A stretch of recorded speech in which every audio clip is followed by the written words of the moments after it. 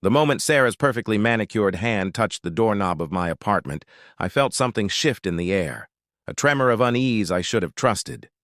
We'd been inseparable for 8 years, the kind of friends who finished each other's sentences and shared everything from secrets to sweaters. But as she stepped across my threshold that crisp October afternoon, I had no idea I was about to lose her forever. Not to distance, not to time, but to something far more devastating: the unbearable weight of her own shame. I lived in a modest one-bedroom apartment in Brooklyn, the kind where you could hear your neighbors' conversations through paper-thin walls and the radiator clanked like a ghost chain at night. It wasn't much, but it was mine, a sanctuary I'd built from scratch after years of struggling to make ends meet as a social worker. Sarah, on the other hand, had married into wealth. Her husband ran a successful tech startup, and they lived in a pristine townhouse in Manhattan's Upper West Side, the kind of place featured in architectural magazines. Our friendship had survived the growing gap between our lifestyles because we'd always believed we were the same girls who'd met in college, sharing ramen noodles and dreams in a cramped dorm room. But I should have seen the cracks forming, the way she'd stopped inviting me to dinner parties, how she'd grown uncomfortable when I suggested we meet anywhere near her neighborhood. That afternoon, she'd called unexpectedly, her voice thick with emotion. "Emma, I need to see you. Can I come over? I know it's last minute, but please. Something terrible has happened." My heart lurched with concern. Of course. "Come right now." When she arrived, her face was blotchy from crying, mascara leaving dark trails down her cheeks. Designer sunglasses couldn't hide the devastation in her eyes. I pulled her inside, wrapping her in a tight hug as she collapsed against me, sobbing. "What happened? Is it David? Are you hurt?" My mind raced through terrible possibilities. She shook her head, unable to speak, and I guided her to my second-hand couch, the one I'd found on Craigslist and lovingly reupholstered myself. I made her tea in my mismatched mugs the same way I'd done 1,000 times before. As she wrapped her trembling hands around the warm ceramic, the story spilled out. David had been having an affair. She'd discovered it that morning through a careless text message left open on his laptop. 5 months with his assistant. Business trips that were actually romantic getaways. A betrayal so complete it had shattered her entire understanding of her marriage. "I have nowhere to go," she whispered. "His family will side with him. My parents will say I should have tried harder. Everyone in our circle, they're all his friends, his contacts. I'm just the wife who looks good at fundraisers." Without hesitation, I squeezed her hand. "You'll stay here. As long as you need, we'll figure this out together." Her eyes widened. "Emma, I can't." "You can and you will. You're my best friend. Do you remember when I lost my job 3 years ago and didn't know how I'd make rent? You helped me without blinking. This is what we do for each other."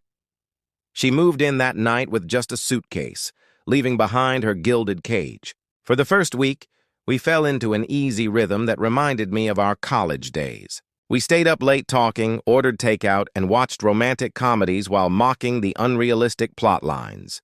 I gave her my bedroom and took the couch, despite her protests. I rearranged my schedule to make sure she wasn't alone during the worst moments when grief ambushed her without warning. But something was changing in Sarah that I didn't recognize. She began making comments, small things at first. "You actually cook on this stove?" When I made her breakfast. I didn't know people still used these old coffee makers when I brewed her morning cup. "It's so dark in here about my apartment that faced an air shaft instead of Central Park." I brushed it off as stress, as displaced anger at her situation.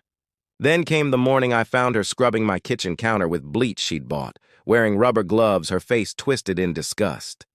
"Sarah, what are you doing?" She looked up startled. "Oh, I just thought.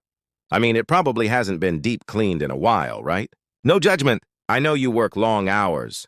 The word stung, but I swallowed the hurt. "I clean my home, Sarah, regularly." "Of course. I didn't mean—" But her eyes told a different story. The breaking point came 2 weeks into her stay. I'd been working overtime to help a family in crisis, a single mother with 3 kids facing eviction. I'd managed to connect her with emergency housing assistance and spent my own money buying groceries for them because the system moved too slowly and those children needed to eat now. I came home exhausted, both emotionally and physically drained. Sarah was sitting on my couch, scrolling through her phone. She looked up as I entered, and her expression was strange, a mixture of pity and something else I couldn't quite name. "Long day?" she asked. "You have no idea." I collapsed beside her, kicking off my worn shoes. But we saved a family today. Got them into housing, food assistance, the works. The mom cried when I told her. Sarah was quiet for a moment. Then she said, "Don't you ever wonder what it would be like to have more? To not have to worry about every dollar? To live somewhere beautiful?" I turned to look at her, confused. "I have enough. I have work that matters. But look around, Emma." She gestured at my small apartment. "You save everyone else, but you can't even save yourself. You're 32 years old, living like a college student. Don't you want more than this?" The words hung in the air like poison. I felt something crack inside my chest. "What are you really saying, Sarah?" Her face flushed. "I'm saying maybe if you'd aimed higher, chosen a more lucrative career, you wouldn't be living like this. I'm sorry, but someone needs to tell you the truth. You're wasting your potential." "Wasting my potential?" I stood up, anger rising. "I help people every single day. I make a real difference in actual lives. What do you do besides spend David's money and attend charity galas where you look philanthropic?" Her face went white, then red. "How dare you? How dare I?" "Sarah, I opened my home to you when you had nowhere else to go. I've given you my bed, my space, my time. And you've spent 2 weeks looking down on everything I have, everything I am. My home isn't good enough. My life isn't impressive enough. But guess what? When your perfect life fell apart, this was where you ran."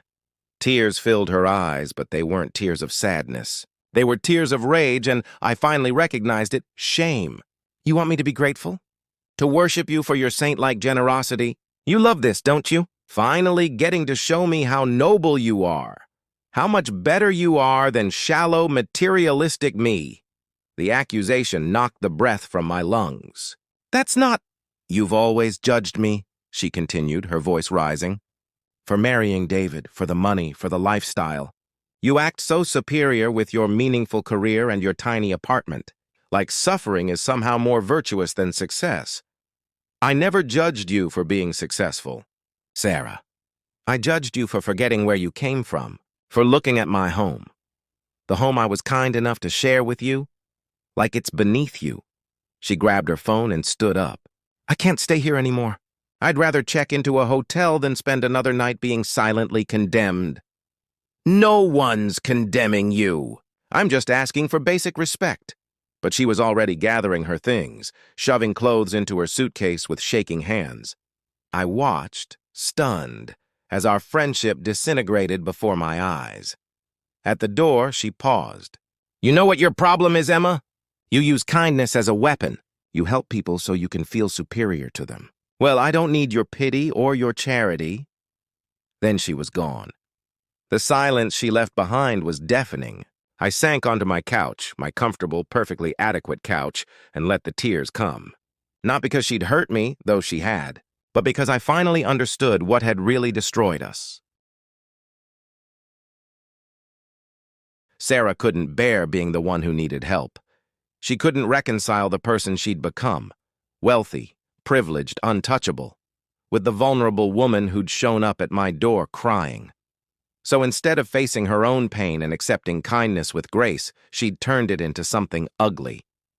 She'd convinced herself that my home was inadequate, that my life was small, that my help was condescending, because believing that was easier than admitting she'd needed me.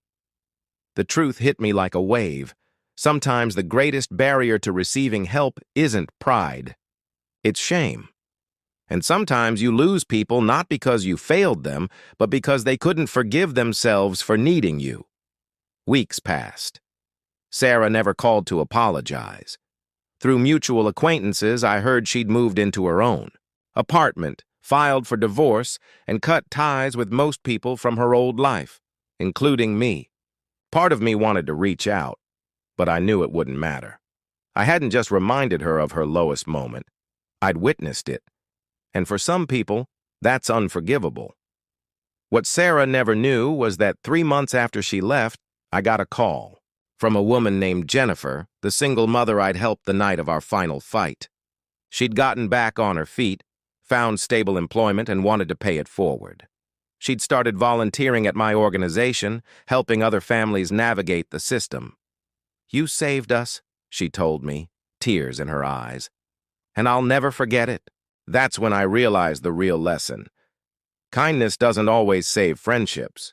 Sometimes it reveals them for what they really were.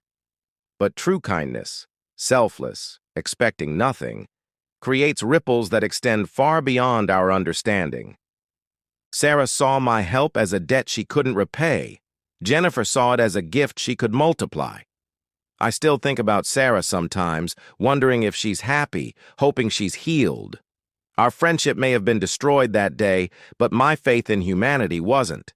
Because for every person who can't accept help with grace, there are countless others who transform it into something beautiful. And that home visit, the one that cost me my oldest friendship, taught me the most important lesson of all. The power of humanity isn't diminished when it's rejected. It only grows stronger when we choose to keep offering it anyway.